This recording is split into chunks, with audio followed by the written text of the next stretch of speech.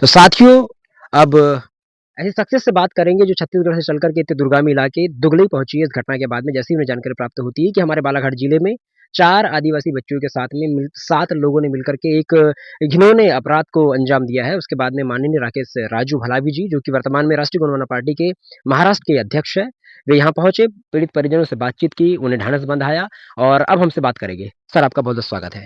जी, सबसे पहले मैं इस मामले के संबंध में आपसे बात करूँ उससे पहले मैं ये बात को जानना चाहूँगा कि हम अभी दुगले में उपस्थित हैं, आप भी जान रहे हैं, मैं भी जान रहा हुँ। हूँ। लेकिन रात्रि के इस पहर में यहाँ पे लाइट बिल्कुल भी नहीं है और जानकारी प्राप्त हुई कि बीते 13 साल से यहाँ पर किसी प्रकार का लाइट नहीं है। तो इसके ऊपर में आप प्रशासन को और सरकार को कैसे आड़े हाथ लेना चाहेंगे?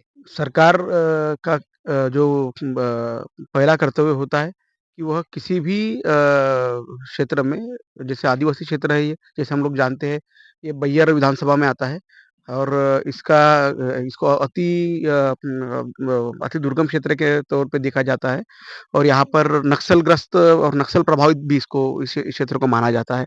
अब यहाँ पर पिछले 13 सालों से अगर लाइट नहीं है, 13-14 सालों से अगर यहाँ पे हमको खंबे और हमको तार तो टंगे हुए दिख रहे हैं, मगर यहाँ लाइट की कोई व्यवस्था नहीं 13 सालों से। तो हम समझ सकते हैं कि सरकार और यहाँ का जिले का जो कलेक्टर है और यहाँ पे जो चाहे भाजपा हो, चाहे कांग्रेस हो या जो विधायक हो या जो भी जनप्रतिनिधि जो यहाँ पर रहे हैं, चाहे सांसद हो, तो उनकी भूमिका इन या आदिवासी क्षेत्रों में और होता हमेशा से ऐसा ही आया है कि आदिवासी क्षेत्रों में आदिवासियों के बारे में जब सोचा जाता है, तब उन्हें एक अछूत की तरह देखा जाता है और उन्हें व्यवस्था में ऐसा वर्ग माना जाता है जिसका सिर्फ उपभोग और शोषण किया जाए। और बालाघाट जिले में जैसा हमने देखा है, इसके पहले भी मंडला में अभी एक आदिवासी को नक्सल बोल के मार दिया गया। तो शोषण के ऊपर दमन, तो और वहाँ पर भी जो मारा गया है, तो उस वक़्त भी कलेक्टर, एसपी इनकी कोई भूमिका सीधी तो स्तर पे नहीं थी, ना किसी जनप्रतिनिधि की कोई ठोस भूमिका थी।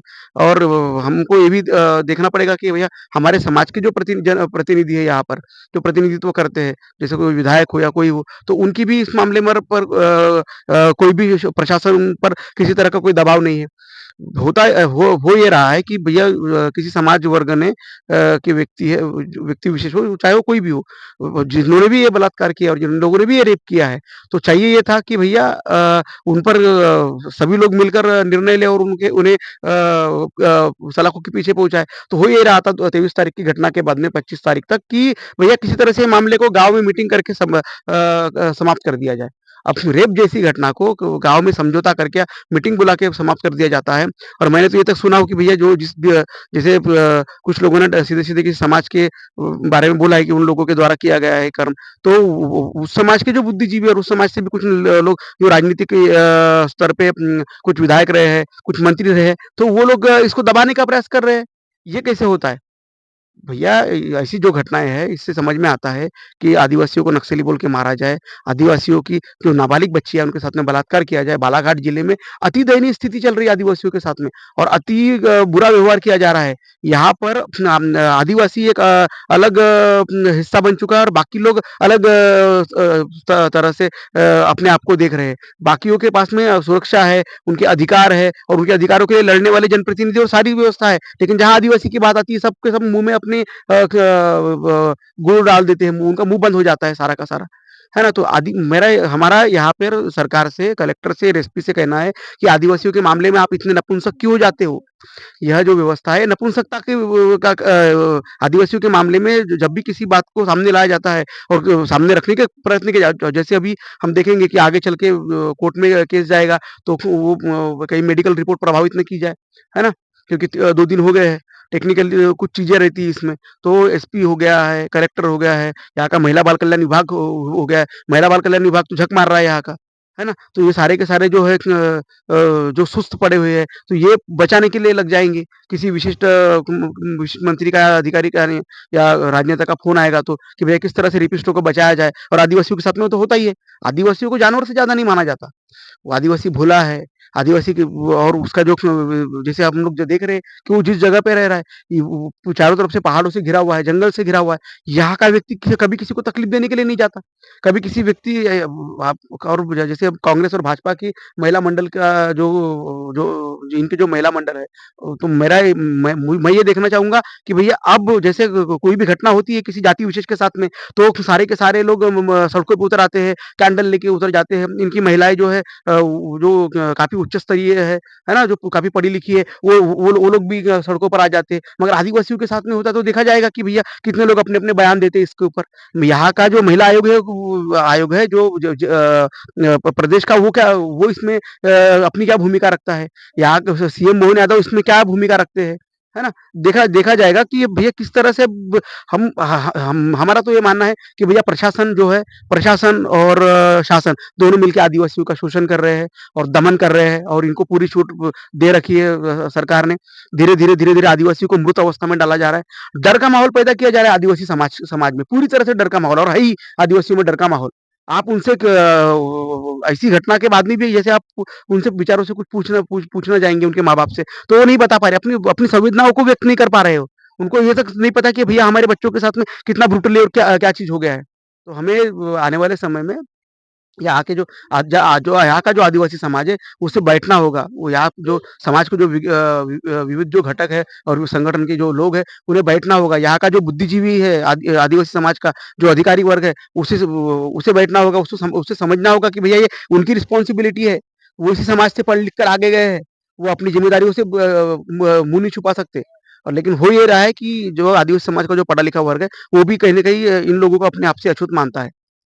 तो मेरा अभी एसपी और कलेक्टर से निवेदन तो नहीं कर सकता उन लोगों को क्योंकि उन लोगों को शर्म नहीं है और जिनको शर्म नहीं है उनको क्या निवेदन किया जाए। लेकिन हमारा यही रहेगा प्रयास कि जो आपके मीडिया के माध्यम से और बाकी जो भी सामाजिक संगठन है, चाहे वो किसी भी समाज का रहे वो सभी समाज के संगठन इस मुद्दे को लेकर और ऐसी घटनाएँ दोबारा बालाघाट जिले में ना हो और ऐसी घटनाएँ पूरे प्रदेश में भी ना हो और कहीं ना हो, है ना? क्योंकि छोटी-छोटी बच्चियाँ जो होती है, उनके साथ में एक अगर वो बचपन में ऐसी घटना हो ना मतलब उनके जो अंतरात्मा तक को झिंझोड़ के बदल रख देती देती है। है ना? तो ऐसे समय में हमारी सरकार से यही यानी सरकार से बेनती, यही विनंती निवेदन है है।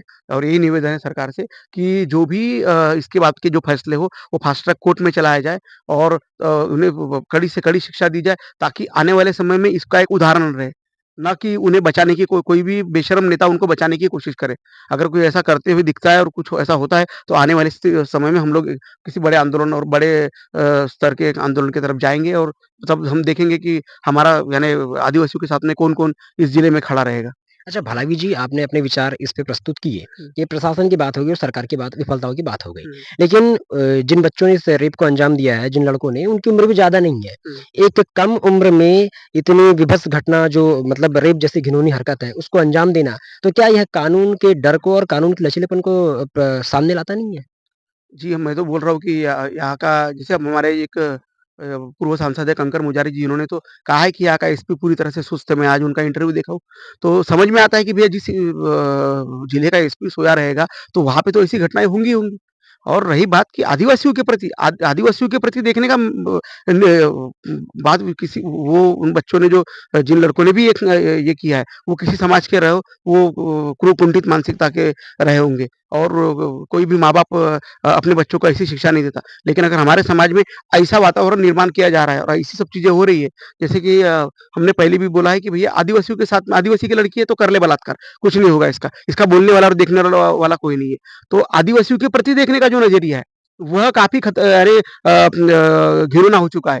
यहाँ शोषण की जैसी व्यवस्था ही नहीं बची, सीधा दमन करना है और इसमें पूरा पुलिस प्रशासन जो है, वो पूरा साथ में और पीछे खड़ा हुआ है, आदिवासियों को निपटाने के लिए। तो तभी तो मंडला में एक उस बेचारे वहाँ पर भी उसके छोटे-छोटे बच्चे और उसे मार दिया गया और 2 दिन बाद बोला गया कि वो नक्सली था। 2 दिन तक वो गायब था घर से। तो ये जो सारी जो चीज़ें होती है, ये सारी की सारी चीज़ें सोच समझ कर और अच्छे पढ़े-लिखे लोगों के द्वारा की होती है। यहाँ का पुलिस डिपार्टमेंट और यहाँ का जो प्रशासन है, वो पागल हो चुका है। इन्हें फिर से ट्रेनिंग के लिए दोबारा वापस भेजना चाहिए। ये फिर से वापस जाएँगे और वो हाई कोर्ट की, सुप्रीम कोर्ट की गाइडलाइंस को अच्छे से पढ़कर और अच्छे से समझ कर काम करेंगे और मानवीय संवेदनाओं को समझ के काम करेंगे, तब ऐसी घटनाएँ ये वो नहीं होगी, ऐसा मेरा मानना है। और अगर ऐसी घटनाएँ फिर से होती है, तो आप देखेंगे कि आने वाले समय में जैसे कुछ सामाजिक संगठन आदिवासियों के, अगर वो उठकर कुछ आंदोलन करती है, कुछ अपनी तरफ से स्टेप लेना चाहते हैं, तो फिर ये सीधा बोलेंगे कि ये नक्सली है, ये एंटी नेशनलिस्ट है, ये देशद्रोही है। इनके लिए बहुत आसान है ये सब बोलना और आदिवासियों को दबाना। तो हमारी तो पीड़ा ऐसी है कि हम बोले तो भी गुनहगार और ना बोले तो ज़्यादा गुनहगार। तो हम करें तो करें क्या और करेंगे नहीं तो हमें मरना ही मरना है कुछ ना करेंगे तो। तो आने वाले समय में समय बताएगा कि क्या हो सकता है हमारे तरफ से, हमारे समाज किस तरह का कदम उठाता है और सारे लोग किस तरह से आगे बढ़ेंगे। चलिए बहुत-बहुत धन्यवाद आपका हमसे जुड़ने के लिए।